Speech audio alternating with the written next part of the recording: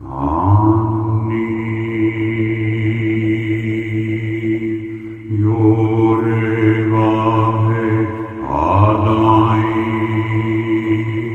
Revana Shalom. Notre secours est dans le nom du Seigneur qui a fait le ciel et la terre. Bonsoir à chacun et chacune d'entre vous. Ça fait longtemps que je vous ai plus fait une petite capsule. Je suis bien en retard et je m'en excuse. En fait, une internaute m'a demandé de vous parler de Myriam. Myriam, la sœur de Moïse. Marie ou Myriam sont des noms saints prédestinés aux voies de Dieu, depuis l'Exode jusqu'à l'avènement de Jésus-Christ. Marie, la mère de Jésus. Marie de Béthanie, la sœur de Lazare. Marie-Madeleine. Mais nous allons parler de la première des premières Marie, Myriam, la grande sœur de Moïse. Myriam signifie en hébreu amertume, mais aussi rébellion. Ces deux caractères qui étaient rassemblés en cette Myriam, sœur de Moïse. Elle est une figure protectrice de son frère parce que, en effet, elle l'a déposé une corbeille sur le Nil afin de soustraire Moïse à l'impitoyable ordre du Pharaon de faire périr tous les enfants d'Israël. En tout cas, tous les mâles.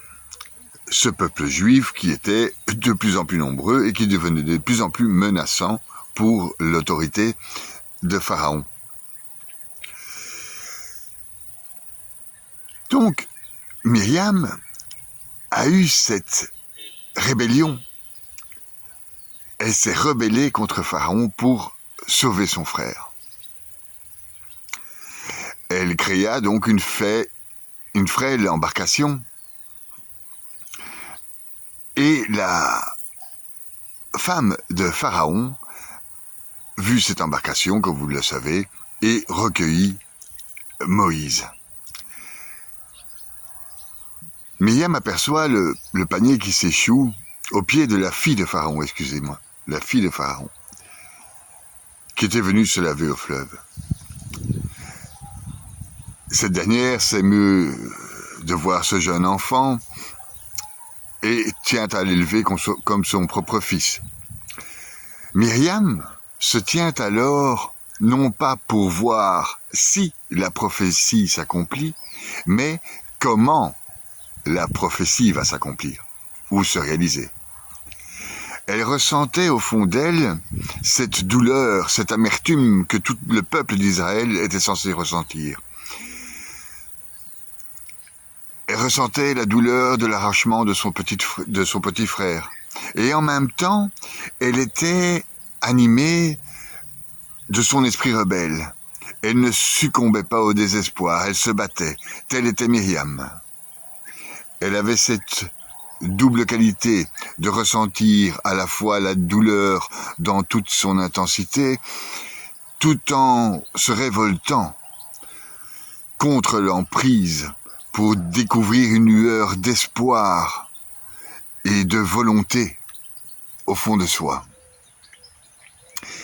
Ce fut donc une Myriam pleine d'assurance qui s'approcha de Bataïa, la fille de Pharaon, pour lui suggérer qu'elle amène le bébé à une nourrice juive. À l'insu de Bataïa, en fait, Myriam ramène Moïse à sa propre mère. Comme Marie ramène Jésus à son père. À chaque fois, avec les Saintes Maries, un miracle s'accomplit. Grâce à l'ange de Yahvé, Yod et le Père. Donc, Myriam accompagne ses deux frères Moïse et Aaron lors de la traversée du désert du peuple de Dieu. Myriam sert de guide au peuple, ainsi que Moïse et Aaron. Comme le souligne d'ailleurs le livre de Michée, il est indiqué en Michée en t'envoyant comme guide Moïse, Aaron et Myriam. C'est donc une femme aussi qui servira aux destinées du peuple israélien, du peuple juif, du peuple élu. C'est une femme qui nous a fait sortir d'Égypte. On ne retrouve pas d'écrit sur les faits de Myriam. Il n'y a pas beaucoup. Lors de la traversée du désert, on parle bien de Moïse, on parle bien d'Aaron, mais très rarement de Myriam. Les femmes, en général, dans les écrits saints, sont assez mises en arrière. On peut le dire comme ça. Il y a une raison à ça. Sur le plan physique, une femme ne peut pas produire de semences. Et un homme ne peut pas porter ou donner naissance à un bébé. Physiquement, donc, les organes reproducteurs de la femme sont internes, tandis que ceux de l'homme sont externes. Cette capacité d'intérioriser chez la femme et de développer ainsi en son sein quelque chose de beaucoup plus que simplement physique, c'est sa spiritualité immanente. Tandis que l'homme,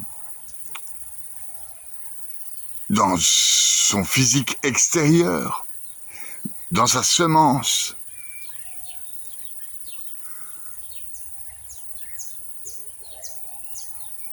a tendance à le rôle même de la parole et non de l'intériorité.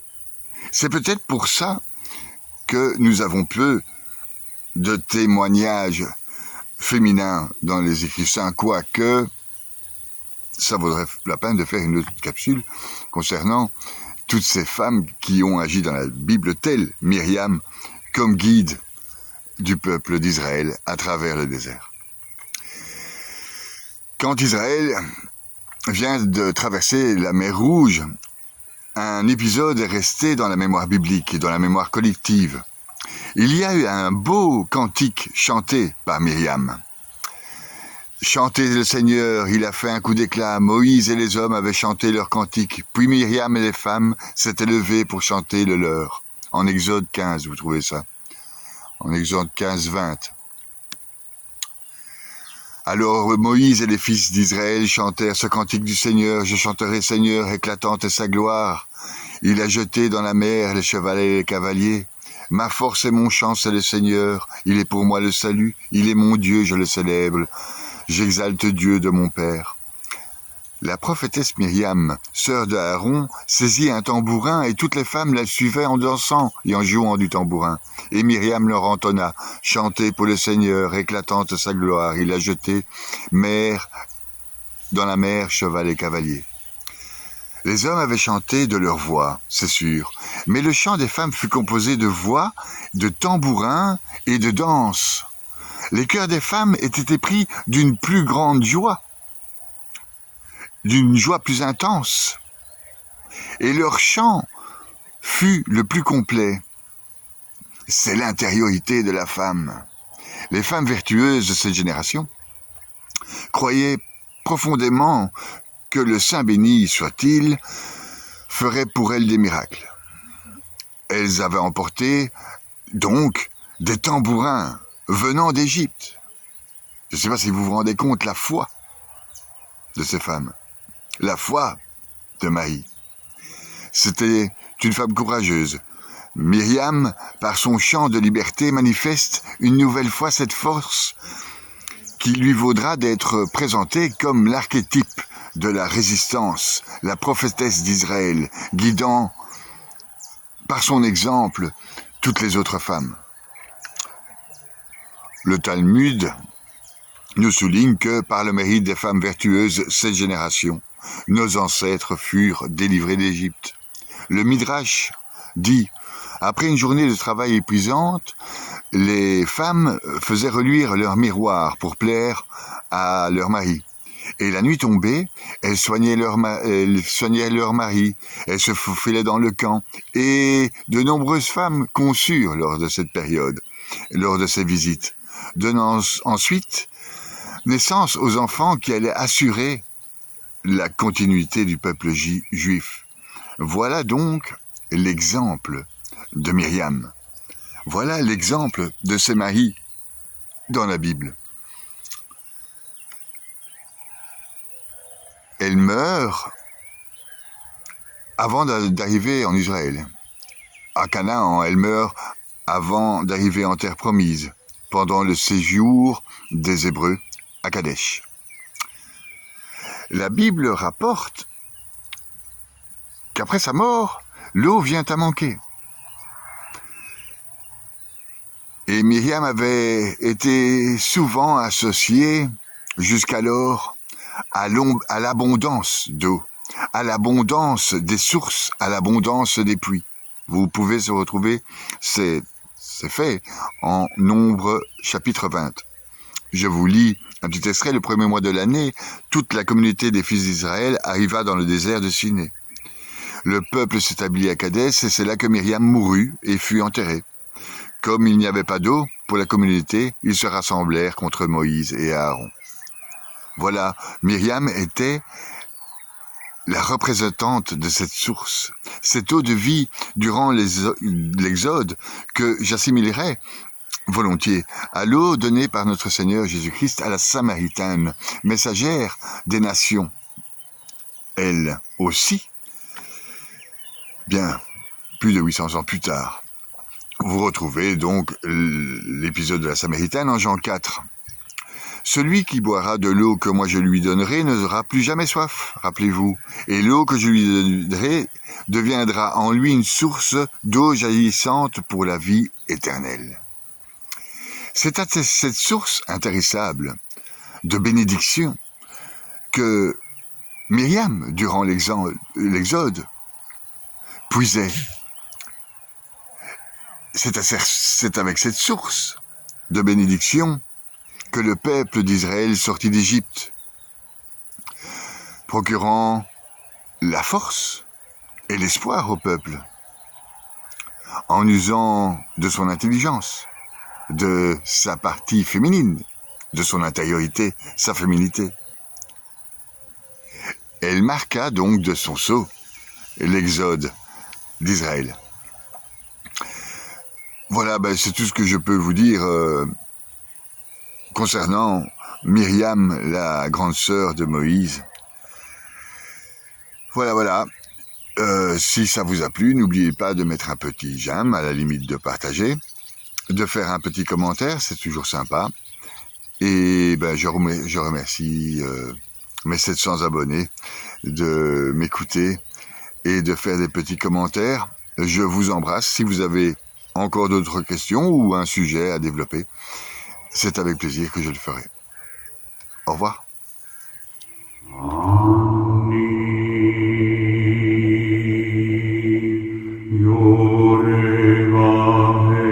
Adonai,